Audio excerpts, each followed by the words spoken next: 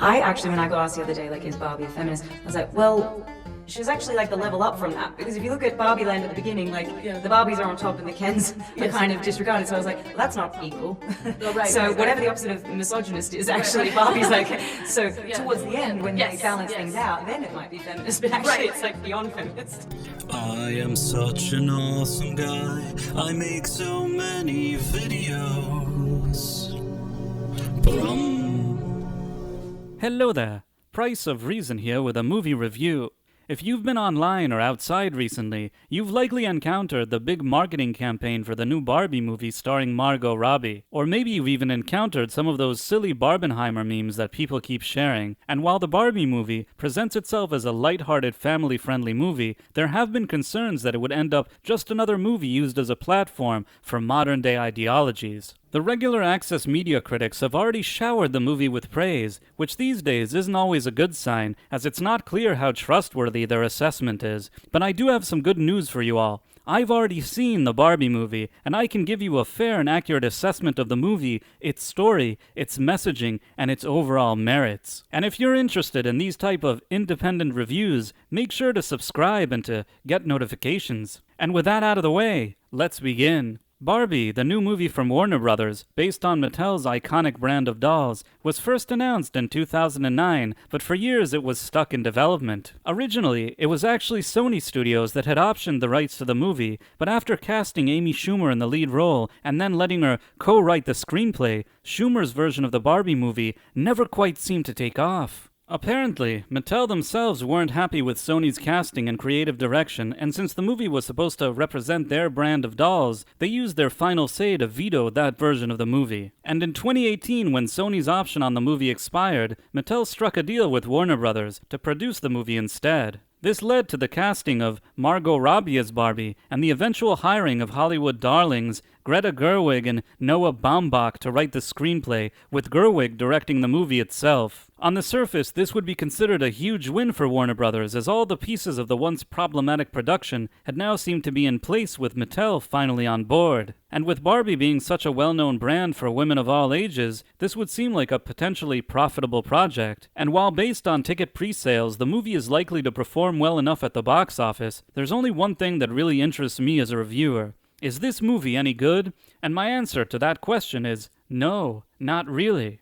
The movie starts with Barbie living in her dream world, Barbie Land, with a bunch of other Barbies and multiple Kens, but as Barbie starts to mysteriously become aware of real-world problems that usually affect humans, she eventually finds herself in Los Angeles, California with Ken, where people don't seem to look at her as fondly as she had anticipated. To make matters worse, in Los Angeles, Mattel CEO Will Ferrell wants to capture Barbie so that he could put her inside a box. Luckily, Mattel employee America Ferrera and her daughter help Barbie escape, and then they both go back with her to Barbie Land. But now there's another problem. It turns out that while he was in Los Angeles, Ken has learned about the patriarchy, and in Barbie's absence, he's changed Barbie Land to Ken Land. Ken has also brainwashed all the other Barbies to act as servants to him and to the other Kens as they drink beer and act like toxic dude bro males. With the help of America Ferrera and her daughter, Barbie decides to smash the patriarchy so that Barbie Land can become female-centric once again, leading the movie to one big,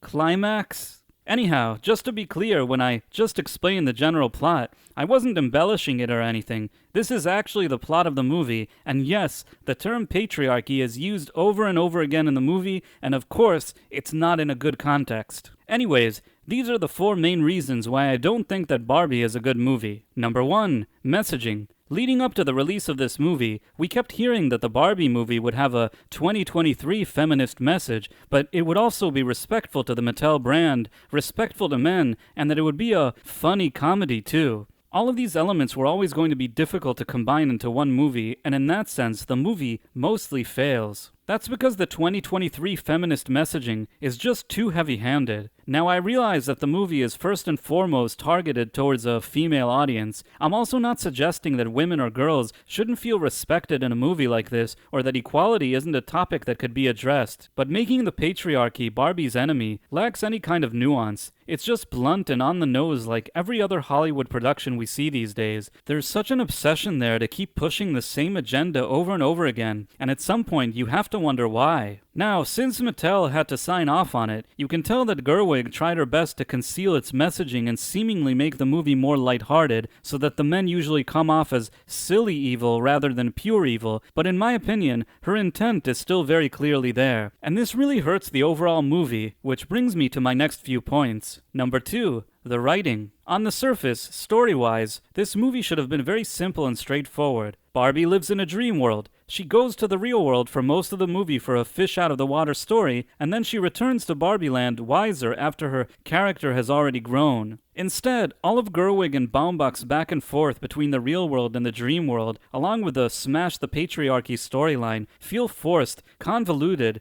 and unnecessary. And the worst part of it is that the screenplay never gives any room for any logical character development. Instead, things just randomly happen, and story-wise, the movie really falls apart. And while some might say that a more simple fish-out-of-the-water story like the one I'm suggesting has been done so many times before, I'll tell you this, it's been done so many times before because it works. Sometimes the most obvious story choice is actually the best story choice, especially within a so-called family-friendly movie of this nature. In the right hands, the Barbie movie had the potential to be a timeless classic like Elf or Enchanted. If the writing had mainly focused on fun and escapism, it could have also found more subtle ways to address women's role in society, and it could do it in a way that actually felt more inclusive rather than exclusive. But that's what happens when you hire people based on their popularity within the Hollywood system versus people who actually know how to create a lighthearted comedy. With Gerwig and Baumbach, the Barbie movie ends up being too meta, over-philosophical, and preachy, rather than fun and heartwarming. And to me, it's not all that surprising given that Gerwig and Baumbach are mostly known for making depressing female-centric dramas, and they not only wrote a rather poor screenplay, they also never really understood what genre this movie was supposed to be, which brings me to my next point. Number 3. The tone. While I was watching the movie, I couldn't help but feel that its overall tone was very uneven. On the one hand, it wants to address more serious real-world issues, and on the other hand, it's supposed to be silly. Sometimes the Barbie character is presented to us as clueless, but sometimes she's suddenly very articulate and intelligent. Ken is nice and supportive, but then he's suddenly mean and selfish. Will Ferrell is supposed to be an evil executive, but because his character is the CEO of Mattel, he's obviously also funny and rather likable. And somehow, all of these contradictions end up lowering the stakes, making Barbie seem like less of a movie and more like a forgettable advertisement. I suspect that part of this inconsistency in tone probably came out of a creative tug-of-war between feminist Gerwig and Robbie, Mattel executives who wanted to protect their brand, and Warner Brothers executives who themselves went through 2 regime changes during the production of this movie. But a movie should never feel like it was brainstormed at an executive board meeting with the creatives, and unfortunately, Barbie feels exactly like that. Number 4. Misuse of cast. One of the only things this movie gets right, for the most part, is casting. Margot Robbie is perfectly cast as Barbie, and that's one of the movie's only strengths. I also think that America Ferrera and the daughter actress were decent in their roles, but just given a very useless storyline. I would have preferred it if most of the movie would have focused on these 3 characters and given them all more defined arcs that would help the audience connect with them. Instead, all 3 of them are just kind of there, and their characters change rapidly based on the requirements of the screenplay. Will Ferrell is one of the only characters that actually generates some real laughs when he's on screen, mostly due to his delivery, but I can't help but feel like his presence is wasted overall. Ryan Gosling is an actor that I've never really rated, and while I suppose that he looks enough like Ken, he does nothing in this movie to change my opinion of him. Personally, I just don't think that Gosling has the right amount of charisma, energy, or enthusiasm required for this type of role, although to be fair, it's not like the screenplay is of much help to him either. The only real good thing I can say about Ryan Gosling is that he's married to Eva Mendes, who's great, but unfortunately, she isn't in this movie.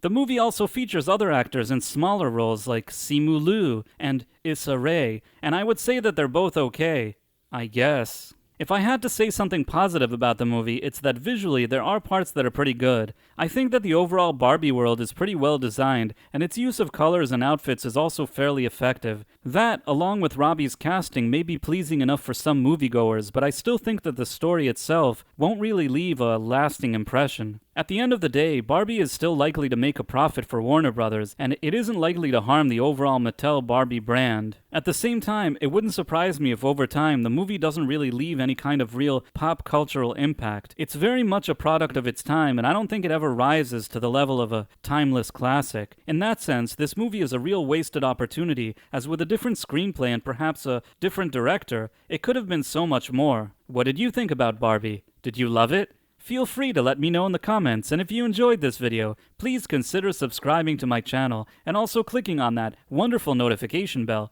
Thanks for watching, my friends. Thank you, and good day. I am such an awesome guy. I make so many videos.